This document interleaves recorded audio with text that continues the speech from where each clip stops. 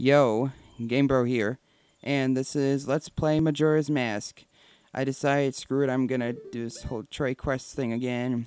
Trade the tier for the town title deed for the swamp title deed, which I have now, and trade that for the mountain title deed. It was just a bit of a pet peeve, so I decided to just warp to a few places and get this over with, so I don't have to later. And of course, the trading quests there's still more of it. Trade that mountain title deed for the ocean one, and trade that one for the canyon one, and that'll be all for the side quests. And as you may have guessed, it'll be all heart pieces for rewards.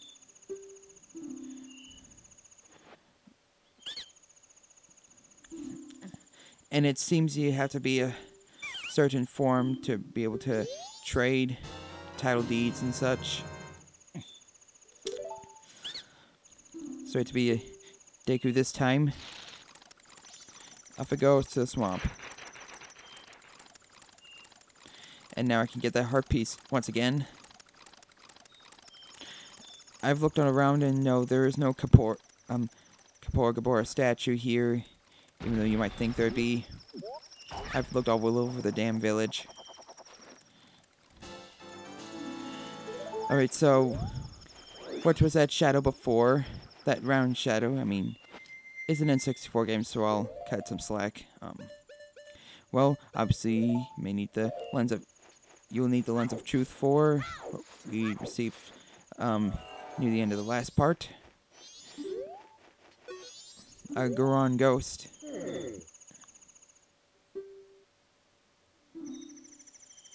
Yeah, just follow it, bit of ways.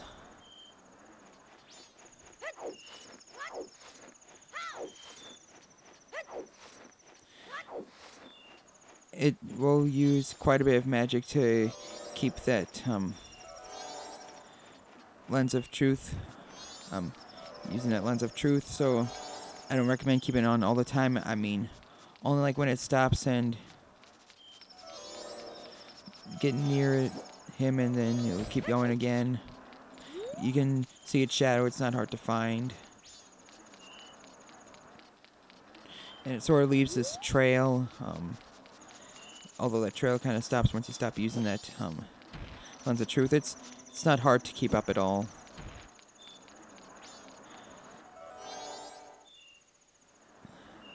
It's really nothing compared to like the Deku Butler section. Back to the frozen lake.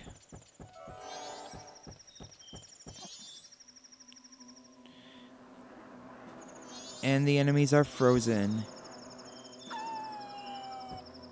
Not gonna bother the enemy.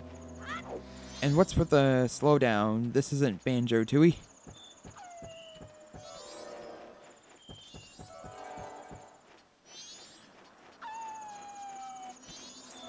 Screw you. Just keep following him. Not a whole lot to explain here.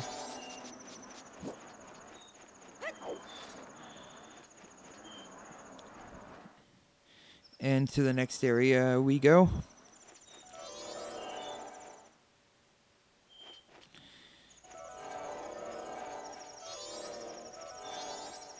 You can just turn it on and off.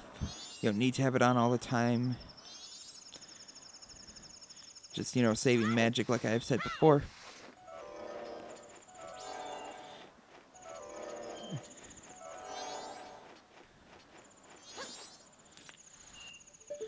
And there it goes. Gotta climb all the way up there.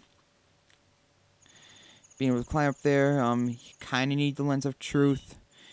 So you need to go right and then left and right again to be able to climb up there. All other paths just lead to dead ends. I recommend just keep turning it on and off.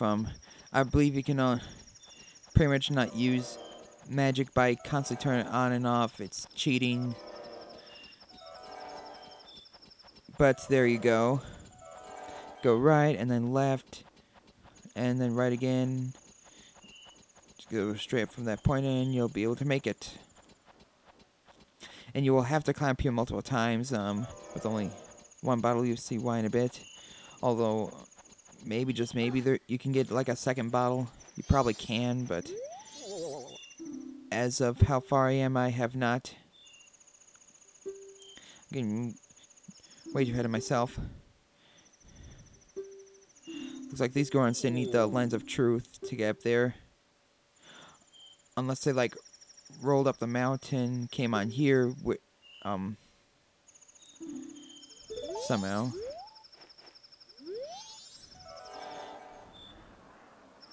Yeah, I believe you have to have the lens of truth to activate the cutscene, so you're gonna have to use it at certain points.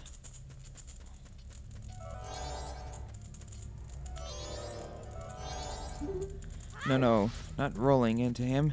Speak.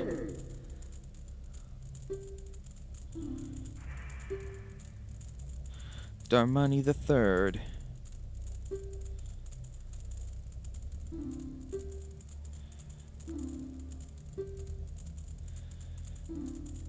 I can see that.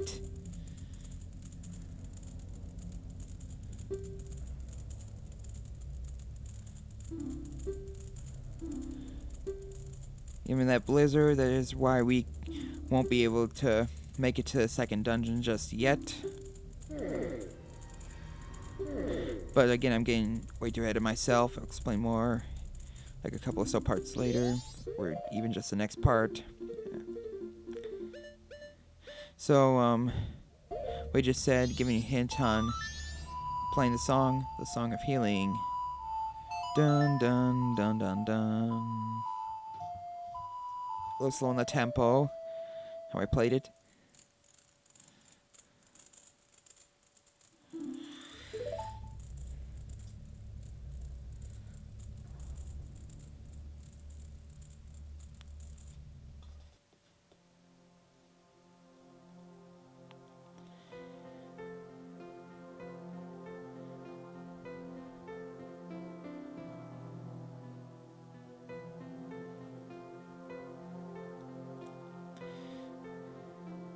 One of the best songs in this game.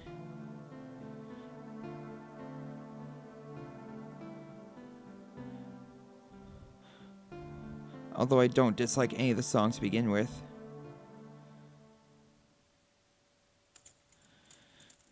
How emotional. And now we get another mask. One that actually transforms you into someone else. As you may have assumed, we can become a Goron now.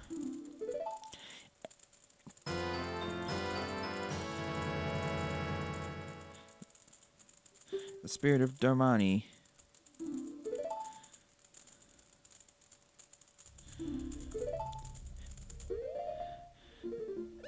And there's also some writing, but you have to be a Goron to be able to read it. And I believe in just a sec I kind of demonstrate what the Goron can do. I believe Goron to be a fan favorite. Here's its punching, B, B, B combo. A and B to ground pound. Hold A while using joystick to roll around. If you roll long enough, you will have spikes coming out of you and go a little faster, but it uses magic, as you can see. As rude as it is to move somebody's grave, this is necessary. For some hot spring water. Using the bottle, like I've said earlier. And I made a mistake. I should have slowed down time like a bit earlier. Man, having to do the trade quest. That's pet peeve. Not letting that pet peeve bother me. And not slowing down time. You'll see what I mean. But yet, time to demonstrate it.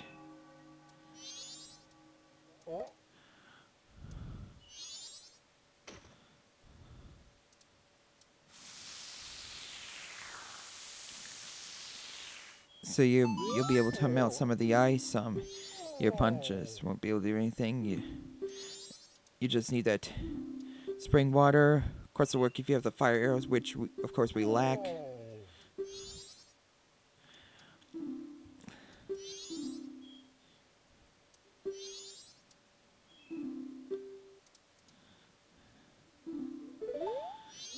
The Goron savior, I guess.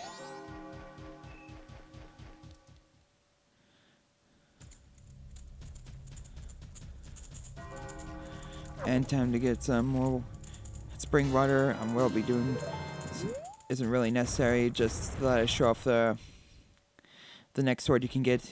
It's called the Razor Sword. You need to bring it to blacksmiths.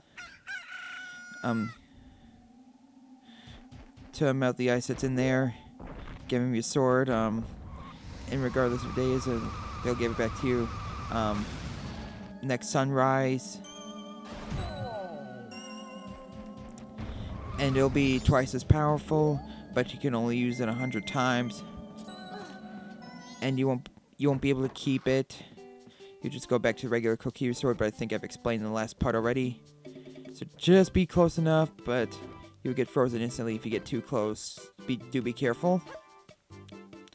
We could have gotten a bit closer, judging from that angle, but I was still close enough, thankfully.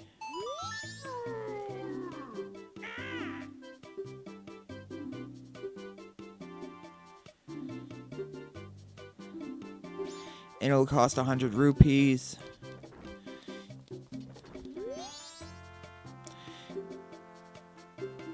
And if you also get him gold dust, which you'll have to defeat the dungeon in the mountains first, they'll be able to upgrade to, I forgot what sword it's called, but it does thrice as much damage as the Kokiri, and it's permanent. Yeah, the Razor Sword, hardly worth it.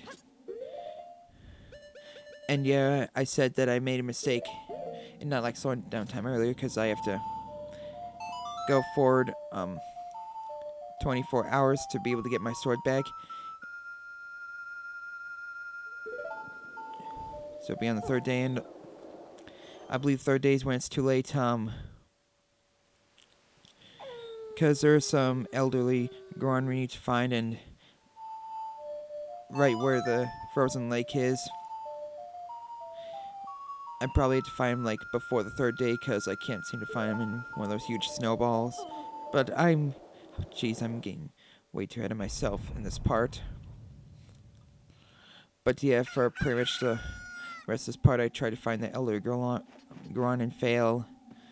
So I'll find him in the next part. He'll be necessary. He'll teach us a song. So I'm gonna detail his part to it. Razor Sword looks pretty cool, but again, it's not permanent.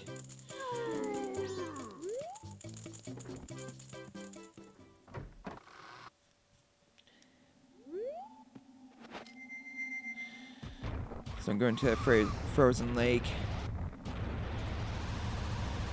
If you roll into objects, sometimes you'll get some magic refilling out of it, so it is very well worth it to be at your prime when rolling, because you can fight some enemies and other goodies. Well, I say other goodies as in enemies are goodies when they're not. If I were to look back at this and like completely miss a snowball, I'll be pretty embarrassed. Switch back to kind of demonstrate the sword's power. Again, it is twice as powerful. Okay, so I did not get that huge snowball, so there we go. I think I got everything. It's right, but I should have came here earlier than I did. So on time, so I could have gotten the Razor Sword on the second day. Yeah.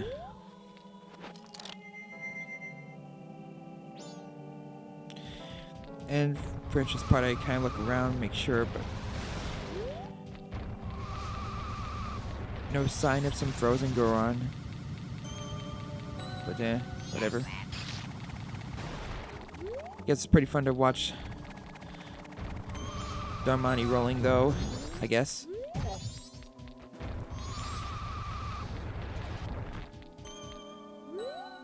That's why people tend to prefer this form over the Deku Link, and I agree. Kind of straight, taking one last look, but I haven't found anything. But that'll be the end for this part. This is GameBro. See you all in the next video.